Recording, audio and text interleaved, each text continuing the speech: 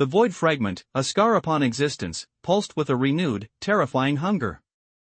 It was no longer a mere absence, but a sculptor of dread, beginning to weave reality anew from the threads of unmaking. The primal predator, a being that had witnessed the birth and death of stars, felt a tremor of genuine alarm. Its vast, ancient eyes, usually fixed on the grand cosmic ballet, now narrowed with a primal fear it had long thought forgotten.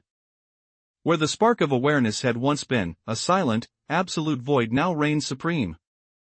But within this terrifying emptiness, a new consciousness stirred, a faint, primordial spark, born not of light, but of the very absence it inhabited. It was an echo of awareness, adrift in the infinite blackness, yet drawn by an unseen current. This new spark felt a whisper of creation, a faint resonance from a distant, unknown realm. It began to move, a fragile mote of sentience against the crushing weight of nothingness. Void absences, like hungry mouths, converged upon it, seeking to consume its nascent existence, to absorb it back into the great, featureless expanse. Assimilation seemed inevitable, the spark's brief flicker destined to be extinguished forever. But then, from that distant, faint echo, a profound, incandescent meaning flashed. It was a paradox, a concept that defied the void's absolute logic.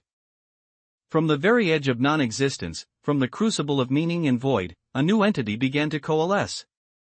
It was a paradox made manifest, a being that existed because it defied existence. The void recoiled.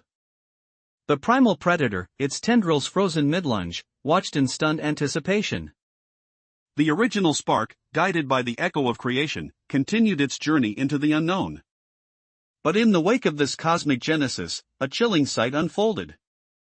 A fragment, a tiny, glittering shard of the original void fragment, detached itself from the unmaking tapestry. It did not dissipate. Instead, it began to expand, not with the cold, sterile unmaking of its parent, but with a terrifying, emergent will.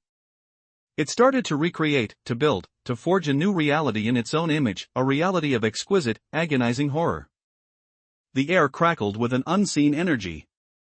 The void's hunger was not sated, it had merely found a new, more insidious form.